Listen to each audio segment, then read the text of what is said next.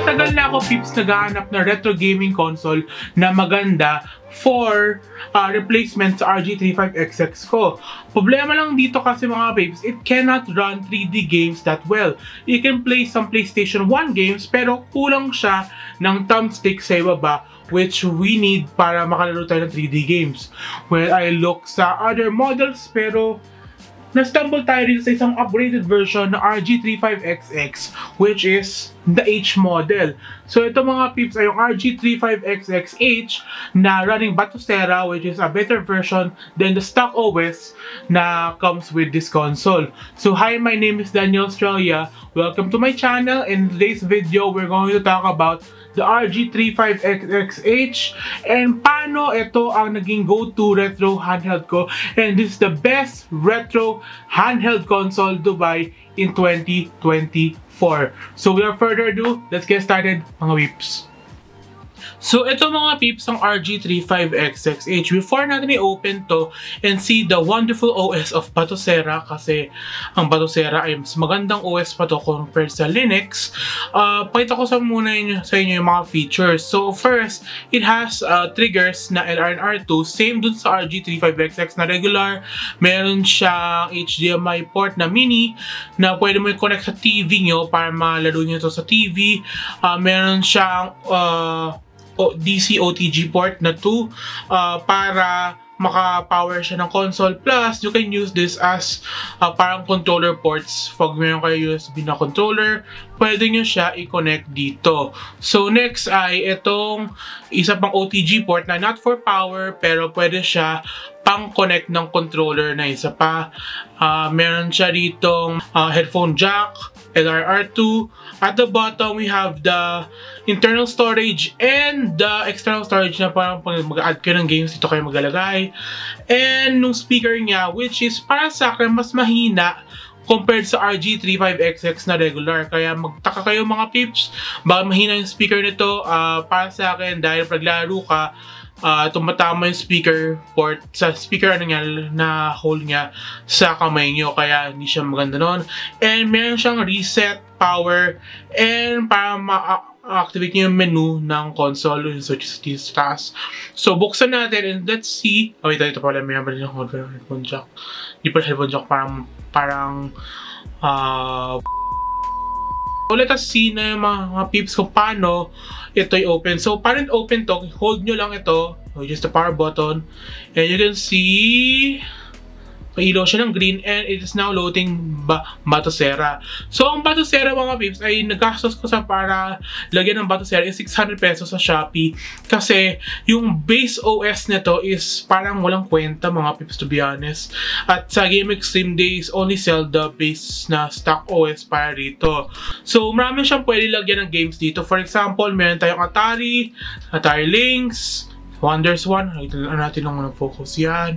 Meron tayong Wonders 1, Pico, PC Engine, pati yung mga obscure games like the System, the Virtual Boy, which is meron. At saka yung maganda rito, it can run 3D games sorta para sa akin mga peeps.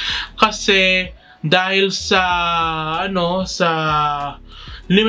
ng power nito, for only 2,900 pesos po binili nyo ito yung console na ito, parang yung mga games niya ay parang hirap na konti. At sa spec niya na mas mataas na konti compared dito sa RG35XX na luma, parang hirap lang siya na konti sa 3D games at saka yung rendering. Pero pwede naman ayusin sa settings. Hindi ko pa naayos sa settings yung ganon, pero pag-usapan natin next time na lang yan. So ito mga peeps ay pagtingin natin, meron siyang Game Boy Advance, Sega, mga Sega games. At saka yung nawawala lang dito sa Batocera na ito, it is Dreamcast. Kasi tawagin, nakalimutan ko paano yun ng Dreamcast to. Pero it can run Dreamcast games mga peeps. Paalala lang, it can run Dreamcast games. So tingnan natin for example, ang basic na game na kaya niya laruin is Nintendo Entertainment System. Tingnan natin ang CViews. One of my favorite games sa RG35XX dati. Meron din siya rito sa Anbernic RG35XX-H. So, pagtataka kayo mga peeps, ang RG35XX-H, the H means hand, horizontal. So, pag horizontal, pwede kang maglaro ng horizontal, natin to. Ayun, gumagana, anyari. Ayun pala. So, ang kasi, itong button na ito ay gumagana lang dun sa stock OS mga peeps. So, pag hanap nyo is mas fully compatible dun ka sa stock OS. Pero kulang-kulang lang yung binigay na games ng stock OS. Kaya I recommend you save pa para sa Batocera kasi sobrang worth it ang Batocera. Sobrang ito yung mga peeps. So, parang masyado siyang hindi watered down version ng isang operating system. So, meron tayong laro N64. Palito kasi N64, laro tayo ng WWF Attitude. Tingnan natin kung meron siyang parang texture glitch. Kasi dun sa Mario 64, nakita ko mga peeps na yung RG35XX ay nag-texture glitch. Kaya don't expect mga peeps na masyadong okay ang console na ito. Kasi for the price, masyado siyang parang watered down version. So, tingnan natin to. It works in ito mga exhibition. So, ang controls nito mga peeps ay meron siyang A, B, X, Y. Ayan o. Tingnan natin. Ayan. Meron siyang A, B, X, Y. Tapos, meron siyang thumbstick na sobrang parehas lang sa console ng Nintendo, which is the Nintendo Switch. Emotional, damn it! Actually, sa sobrang parehas, parang sobrang parehas na ito yata ay Joy-Con thumbsticks.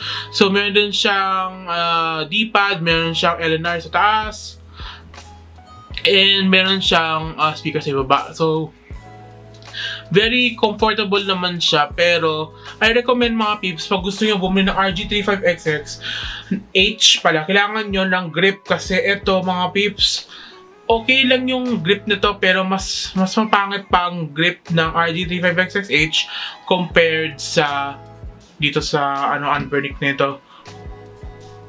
So, tingnan natin kung magagamit tayo ito versus tayo. Wala pala ito. Baliktad pala ito. Wait lang yan. Ano natin. So, ito mga peeps, balik tayo sa reset natin. And makikita nyo mga peeps na sobrang easy siya to use pag naka-Batocera. And very, very worth it siya. So, balak nyo bumuli ng ganito mga peeps, I'll be linking it down below. It's an affiliate link kasi makakatulong sa channel. And thank you very much for watching kasi itong console na ito is one of the best retro handhelds to buy and it has many features. Pag-usapan natin yung features next time, pero yung isa sa mga features na masasabi ko lang na Bluetooth, kasi it has Bluetooth, Wi-Fi, pero hindi siya pwede mag-run ng Android kasi it doesn't have internal storage. It uses the SD card as an internal storage. So, yun lang masasabi ko dito sa RG35XX-H. Very, very worth it siya mga peeps. Sa pagtataka kayo na hindi worth it to, sure ball na worth it talaga ito. So, maraming salamat mga peeps sa nanonood din, umabot sa dulo ng video nito kasi nakakatulong talaga ito sa channel. And thank you very much for watching. And yun naman sabi ko, peace out mga peeps. Maraming salamat. Bye.